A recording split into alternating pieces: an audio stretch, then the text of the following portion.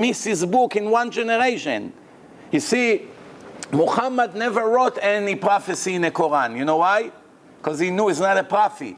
So why he didn't fake prophecies? Because he knew when the date would come for the first prophecy and people would see it never happened, they put his Quran in the toilet. You understand? So he didn't want it to happen to him. So he fooled everyone without giving prophecies. It worked. They call him Prophet Muhammad and they never gave one prophecy in his history. You understand? So the point is like this.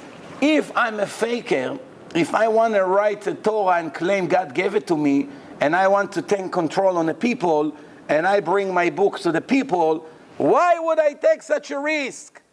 I know I don't have full control on 72% of the world. Look at the ocean, how endless it is.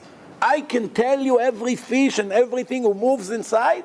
What do I know about the ocean? You know how deep it is? You know it's all over the world. It's not one ocean. It's many different lakes and rivers and oceans and pools and aquariums all over the world. And not only for this generation, for the entire future until the end of time, I write a promise in the Torah that everything that has scales will always have fins. Knowing that one fisherman that will bring one thing from the ocean and scrape it and the scales will fall down and we see it doesn't have fins, it will be the end of my book. What am I trying to prove? Why take such a risk? The idea of seeing it in a book, it's enough for someone clever to know that a person would never make such a mistake to write such a thing. Why? A person knows limitation. Who would even today with submarines and all the equipments that we have and computers, do you think there's somebody today who can promise what's in the ocean and what's not? Who can promise such a thing? You can never promise what's not exist. You can promise what exists by presenting it. I can say to you, there is a cow with 3 heads. I can only say it if I can bring and show it to you. If I cannot bring it, I can claim whatever I want. You're not going to take me serious. But I cannot swear about certain things that doesn't exist because I know one time one person would come and present it, that will be my end. I lose all my credit. But the way they do it, they already know that it's very easy to fool most of the people. Not everyone is a rabbi. And plus, not everyone has a scientific head. Most people are far away from this research and investigation and analyzing things. And now it's enough they create a doubt, and it takes 50% of the people and make them goyim right away. Why? Because they also have Yetzer Hara. They are not so interested to listen to what the Torah say. And now someone gave them a way out. You know, one guy in our yeshiva, one time I used to speak here in East 3rd in Brooklyn. So one time he came to me, he said, listen, no one gave me the answer to my question. If you give me an answer to my question, I'll come to the yeshiva. I said, what's your question? He said to me, I see all the proofs you show from the Torah, and obviously I cannot debate what you're showing. Obviously it's knowledge that people could not have. It's above our ability to know about stars and the moon and the oceans and all the things that you show. But I claim that it's a UFO.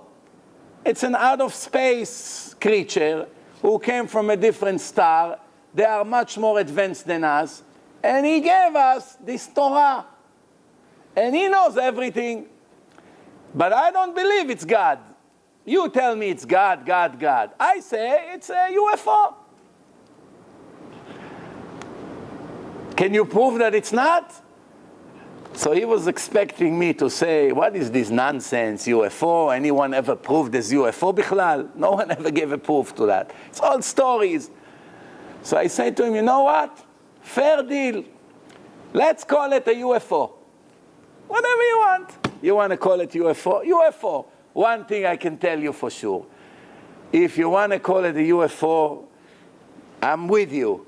But why don't you listen to this UFO? When you know he knows all the future, you know he has full control of our world, You see in the book that UFO claimed that he created the world and he created us and he controls our future and he will decide if we get married or not, if we have children or not, if we can breathe or not, if we can be successful, if we can make money, if we go to heaven or hell. It's all in his hand. So why don't you listen to this UFO? So he looks at me. He said, listen, you got me real good. I didn't expect this kind of an answer. I said, of course, because you're not looking for the truth. You're looking for a way out. So he said, okay, you're right. So he came to the yeshiva.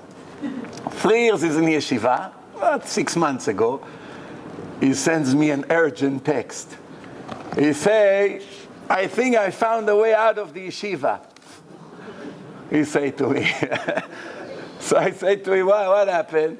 So he told me the kangaroo is Jewish cod, and it's not one of the 4 animals the Torah mentioned. You see, there is 5.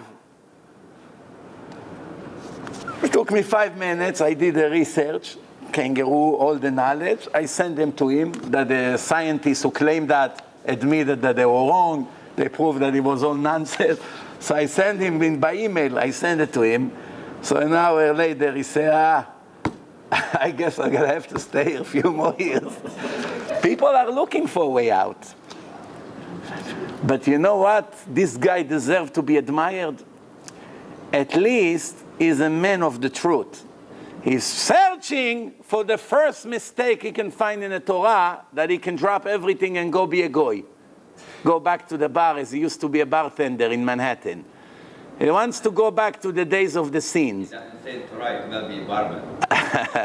So now he wants to go to these days, making scenes every day, do whatever he wants, doesn't have to pray, doesn't have to do anything. Whatever he wants to do, he do. Most people wants to be free, no? But he doesn't do it as long as he cannot find it. He knows it's the word of God, that's it. Got to listen to it. But he keeps searching for the mistake. Eventually he will start